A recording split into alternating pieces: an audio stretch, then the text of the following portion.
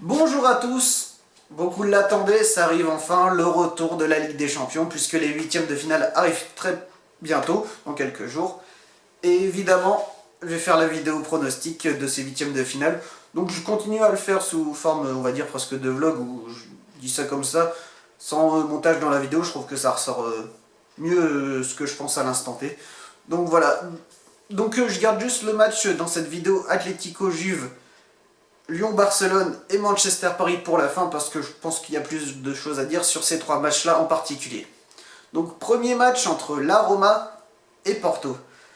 On a deux équipes donc qui sont dans, on va dire, qui sont pas dans les favoris pour la victoire finale en Ligue des Champions, mais qui plusieurs fois ça leur est arrivé de faire des coups. Porto, on va pas revenir sur la victoire de 2004.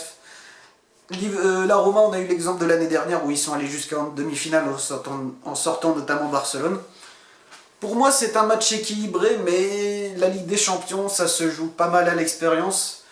Et là-dessus, notamment, la Roma, je la trouve supérieure, même sur la qualité de son effectif. Ils ont des bons joueurs. Porto peut faire des coups, mais là, face à la rigueur italienne, je pense que ça va être compliqué pour l'équipe portugaise. Donc, pour ce premier huitième de finale, la Roma, donc élimine Porto. Deuxième match entre Dortmund et Tottenham. D'habitude, donc on va dire c'est un peu les outsiders de leur championnat, même si cette année Dortmund est très fort en Allemagne et Tottenham est loin d'être inférieur aux autres équipes en Angleterre. Tottenham commence à afficher une certaine régularité. Là aussi, pareil, alors là-dessus, bon, pour l'expérience, ça va être compliqué de juger parce que ces deux équipes, ces dernières années en Ligue des Champions, il n'y a pas eu de grandes performances retentissantes.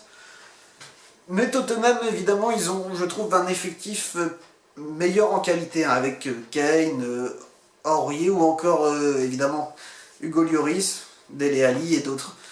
Donc voilà, même si Dortmund c'est une belle équipe, ils ont un gros potentiel, je vois quand même Tottenham en qualité un tout petit peu supérieure. Donc pour moi, Tottenham qualifié pour les quarts de finale. Le troisième match, donc on a Ajax contre le Real Madrid. Alors l'Ajax, pareil, pour moi c'est une des équipes les plus faibles, sans être péjoratif avec cette équipe de ces huitièmes de finale, avec Schalke, qu'on va parler après. Le Real, quant à lui, fait une saison, on va dire, un peu bizarre. Le début a été plus que chaotique. Là, ces derniers temps, c'était pas trop mal, avec notamment un Benzema très en forme. Le Real, je ne pense pas qu'ils gagneront encore cette année, mais face à l'Ajax d'Amsterdam, ça devrait passer. Il faudra quand même se méfier de l'Ajax, parce qu'on ne sait jamais, ils peuvent réaliser un gros coup, mais là, face au Real, je pense que la marche est un peu trop haute. Ce sont les tenants du titre, et là aussi, en qualité, c'est pas très mal. Varane, Ramos, Casemiro, Kroos, tout ça, Gareth Bale. C'est une très belle équipe, et je pense que face à l'Ajax, ça ne devrait pas être trop compliqué. Donc pour moi, le Real qualifié pour les quarts de finale. Donc ensuite, Schalke, Manchester City. Alors Manchester City, on l'a vu, face à Lyon, a montré des gros signes de faiblesse. Sans disais après, je pense que ça va être compliqué cette année pour Manchester City d'aller loin. Mais face à Schalke, qui je pense était le meilleur deuxième sur lequel on pouvait tomber, je pense que Manchester City ne devrait pas avoir trop de soucis. Après, il faut se méfier toujours avec les équipes allemandes. C'est comme les équipes italiennes, c'est quand on les sous-estime qu'il se passe quelque chose de mal. Mais voilà, je pense que là-dessus, Manchester City, sur ce huitième de finale, ne devrait pas avoir trop de soucis. Donc pour moi, Manchester City, pareil, directement en quart de finale. Prochain match, c'est un peu un gros choc de ces huitièmes de finale, puisqu'on a Liverpool face au Bayern. Donc évidemment, le Bayern qui chaque année est candidat à une victoire en Ligue des Champions. Liverpool, au vu de son récent parcours l'année dernière qui est allé jusqu'en finale, et vu la qualité de son effectif, fait aussi partie des favoris pour la victoire finale. D'un point de vue personnel, je trouve que le Bayern, cette année, j'y crois pas vraiment. Il y a des joueurs que je trouve, ils sont en stagnation depuis quelques années. Depuis quelques années, c'est pas juste quelques temps.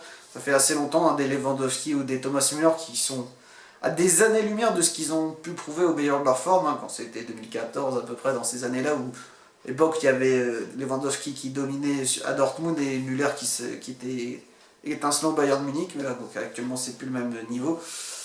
Et voilà, on a des Ribéry et Robben qui sont plus sur la fin de carrière, on va dire, et ceux qui arrivent derrière, ils n'ont pas encore confirmé. Donc c'est une belle équipe, c'est sûr, mais face à Liverpool, qui, même s'ils ont eu un début de saison compliqué, je trouve, en septembre, tout ça, je trouve qu'ils sont plutôt bons en ce moment. Ils ont un Mohamed Salah qui retrouve son meilleur niveau. Donc voilà, pour moi, le Bayern, vu que j'y crois pas trop cette année, je vais mettre Liverpool qui va se qualifier pour les quarts de finale. Et attention, je pense que Liverpool peut refaire une très belle saison en Ligue des Champions. En plus, ils vont avoir emmagasiné de l'expérience. Donc pour moi, tous les signaux sont au vert pour Liverpool. Enfin, ils sont rouges, mais si je dis qu'ils sont rouges, on va croire qu'ils ne se qualifient pas. Bref. Non, voilà. Prochain match, on a quoi? Eh bien, on a l'Atlético face à la Juventus. Pour ceux qui ont vu ma vidéo où je disais mon favori pour la victoire en Ligue des Champions, évidemment j'ai dit que la Juve faisait partie de mes favoris, parce qu'on regarde la qualité de leur effectif. Hein. Je prends évidemment ceux qui vont revenir, les Matuidi et les Cristiano Ronaldo, Blaise Matuidi aussi évidemment, Mandzukic, Dybala, Bonucci, Chiellini, c'est vraiment un très bel effectif, à part pour moi le goal de la Juve qui est peut-être le point faible, contrairement à l'Atlético avec Oblak c'est très solide. Mais pour moi, sans dire ce qui va se passer après, mais je pense que ça pourrait se dérouler comme ça, le vainqueur de ce huitième de finale, pour moi, ira quasiment sûr dans le dernier carré. Parce que pour moi, c'est peut-être les deux plus gros favoris cette année de cette Ligue des Champions. Pour être favori en Ligue des Champions, il faut avoir un gros effectif. Donc la Juve là-dessus, je pense qu'il n'y a pas meilleur effectif en Europe cette année. L'Atlético, évidemment, c'est très solide. Et donc voilà, c'est les deux équipes les plus solides selon moi dans cette Ligue des Champions. Et je vais être cohérent avec ce que j'ai dit dans la vidéo où je disais que la Juve était favori, ça n'a pas changé d'ici là, ils sont toujours très bons je trouve. Et face à l'Atlético, ça va être serré, ça m'étonnerait qu'on ait un 6-2, un 5-5, enfin, après on n'est jamais à l'abri d'une surprise, mais le style de jeu des deux équipes, ça m'étonnerait. Mais voilà, pour moi, je vois plus la Juve passer, comme je l'ai dit pour tous les arguments. À part le goal où ils font confiance à Szczesny là. Enfin, désolé, je sais pas dire sans trop de consonnes. Mais voilà, je pense que pour moi, là, la Juve est favorite face à l'Atlético. Hein. Dommage pour Griezmann, mais la Juve trop forte pour moi cette année. Donc pour moi, la Juve également présent en quart de finale. Ensuite, on va parler de Lyon contre Barcelone. Alors, c'est pour moi la grosse cote que j'ai envie de mettre parce que pour les observateurs étrangers qui ne suivent pas vraiment la Ligue 1, si on dit Lyon-Barcelone, forcément on pense que Barcelone est favori, vu actuellement comment notamment Messi marche sur l'eau. C'est sûr qu'on pourrait dire que Barcelone marche sur l'eau, mais ceux qui ont vu, qui voient les matchs en Ligue 1, on voit Lyon qui bat le PSG là récemment et qui entre temps peut perdre face à Reims ou d'autres équipes comme ça. Je sais pas vraiment s'ils ont perdu face à Reims, mais c'est un exemple. Ils peuvent battre Paris et tout ça, mais ils peuvent perdre contre Reims, Dijon, Guingamp, Rennes. Enfin bref, donc et battre par exemple donc Manchester City comme ils ont fait en poule, battre le PSG comme ils ont fait très récemment. Donc pour moi, s'il y a une équipe qui peuvent sortir, c'est le Barça, parce que là, Lyon, ils ne vont pas du tout être favoris, c'est sûr que le Barça sera favori hein, de toute façon. Mais le Barça, c'est un peu le même sentiment qu'avec le Bayern. Souvent, hein, chaque année, ils sont favoris pour la victoire en Ligue des Champions. Mais cette année, ça depuis quelques temps, le Barça, il n'y a pas l'étincelle qui fait que j'y crois, même s'ils ont un Dembélé qui commence à être à son meilleur niveau, même si toujours les pattes de réveil, compliqué. Mais le Barça, j'y crois pas. Je pense que actuellement, si on met un Lyon-Barça, je pense que Lyon a toutes ses chances de passer. Et ce qui va peut-être être regrettable, je ne sais pas ce qui va se passer du tout, peut-être qu'ils vont prendre 8-0 sur les deux matchs, j'en sais rien.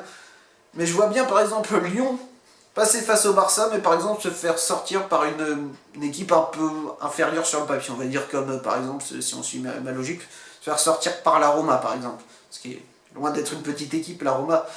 Et face à Barcelone, je pense que c'est un niveau en dessous quand même. Mais voilà, donc Lyon pour moi c'est l'équipe typiquement qui peut faire ça, c'est-à-dire faire un gros exploit sur un ou deux matchs et puis après s'effondrer quand ils se sentent un peu trop en confiance. Mais voilà, là-dessus je pense qu'il y a une petite pièce à mettre, donc pour moi je vais dire que Lyon va rejoindre les quarts de finale. Et donc oui, on a donc parlé de tous les matchs, et on arrive donc au match entre Manchester United et le PSG. Je pense pas que mon analyse va être vraiment différente de tout ce qu'on a pu entendre jusque-là. Évidemment, la chose la plus évidente, c'est que au moment du tirage au sort, on pensait que c'était un tirage très très clément pour le PSG en tombant face à Manchester. À l'époque, hein, il ne mettait plus un pied devant l'autre. Mais Mourinho est parti, et ça change tout pour le PSG pour moi. Ce qu'on voit actuellement, Manchester United, c'est plus la même équipe. Ils gagnent tous leurs matchs, ils ont un Pogba qui redevient à son meilleur niveau, même beaucoup de joueurs sont bien meilleurs. On retrouve Martial qui est plutôt bon sur ses derniers matchs. Et Paris, quant à lui, je ne pense pas, alors on va revenir vite fait sur le cas Neymar, je pense pas que ça soit si grave que ça. Bon, même si l'année dernière on a vu que quand il n'était pas là, l'équipe, il n'y avait plus d'animation offensive, c'était assez triste. Mais le problème du PSG, je l'avais déjà dit sur où est-ce que je voyais le PSG aller loin en Ligue des Champions, c'est qu'ils n'ont pas fait ce qu'il fallait au mercato notamment. Alors évidemment le mercato hivernal c'est un mercato d'appoint comme tout le monde le sait, mais justement c'est un mercato d'appoint donc des fois il faut se centraliser juste sur un seul poste. Et acheter Paredes c'est bien, mais est-ce que c'est Paredes qui va les faire gagner, aller loin en Ligue des Champions au moins? Je pense pas. Je pense qu'en plus ils ont Verratti, alors entre les blessures, les suspensions et tout ce qui peut arriver, c'est loin d'être la sécurité sociale. Et on a vu sur les phases de poule, Paris, ça a été très compliqué. Face à Liverpool, ça a été extrêmement compliqué, même si au match retour ça a été mieux. La double confrontation face à Naples, ça a été très compliqué. Après tout, leur qualification, ça a été le moment clé où Di Maria avait égalisé en fin de match contre Naples. Mais ils ont eu leur match pour leur dire attention, il faut faire gaffe. Ils se sont bien repris en fin de phase de groupe. Mais pour moi, il y a des joueurs, je trouve, qu'on le remarque peut-être passer, puisque la Ligue 1 paraît ultra domine. Mais je pense que par exemple, s'ils continuent à garder par exemple un Daniel Alves latéral droit plutôt qu'un Meunier, je pense qu'ils vont extrêmement souffrir. Parce que Daniel Alves, maintenant, c'est plus le Daniel Alves qu'on a connu à la grande époque du Barça.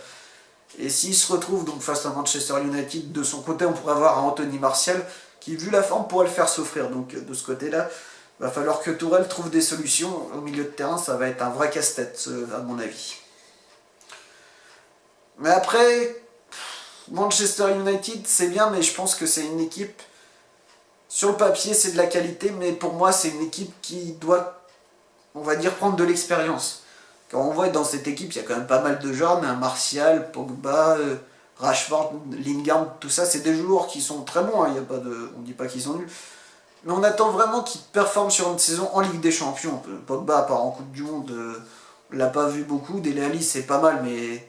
pas Dele Alli, Rashford, c'est un peu pareil, Lingard aussi. On attend que ça soit des joueurs qui confirment.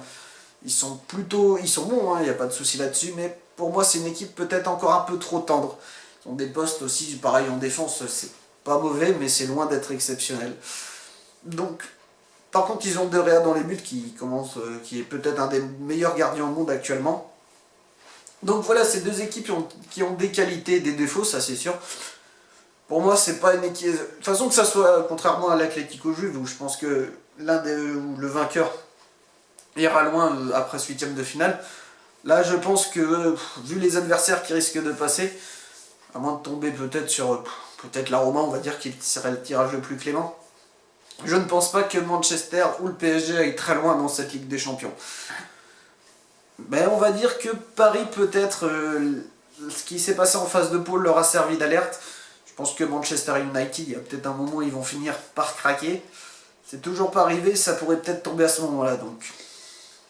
Pour tout ça, je pense que Paris a un léger avantage. Mais pour moi, c'est du 51-49%. Hein. On va dire pour faire cliché. Mais... Je vois Paris passer, mais de toute façon, ça va être très très serré à mon avis. Donc voilà, c'était mon avis sur les huitièmes de finale de la Ligue des Champions. Je redis juste le récapitulatif. Donc qualifié, on aurait la Roma, le PSG, Tottenham, le Real, Lyon face au Barça, Liverpool, Manchester City et la Juventus. Ça, en tout cas, si ça se passe, parce que je pense pas que ça soit vraiment le cas, même si j'ai essayé de deviner une ou deux surprises, il y a toujours des surprises qu'on ne peut pas savoir, hein, forcément. Enfin, s'il y en a qui arrivent à les prédire, mais bon, bref, voir tout le monde, ce serait trop beau pour les pronostics. Mais voilà, si ces équipes passent, en tout cas, ça nous promettra des beaux quarts de finale. Donc j'espère que ça va être des beaux matchs, j'espère aussi qu'on va juste éviter les polémiques qu'on a eues, je trouve, ces 2-3 dernières années où c'était, comme le Real gagnait, à chaque match il y avait des décisions arbitrales qui étaient souvent en leur faveur, c'est vrai, mais je trouve que beaucoup de médias ont beaucoup accentué ça et c'est un peu dommage parce que le Real avait proposé de belles choses. Donc j'espère qu'on va arrêter les polémiques avec l'arbitrage, qu'on va avoir des beaux matchs et que La Ligue des Champions, c'est fait pour avoir des grands matchs et j'espère qu'on va en avoir encore beaucoup cette année. Donc, évidemment, pour les vidéos, hein, on continue le format une fois par semaine. Hein, je ne vais pas attendre les quarts de finale pour refaire des vidéos pronostics ou autre sorte. Donc, profitez bien des huitièmes de finale de la Ligue des Champions, de tout ce qui va se jouer en foot, évidemment. Donc, profitez bien. On se retrouve la prochaine fois. Et en attendant, ne faites pas trop les foot.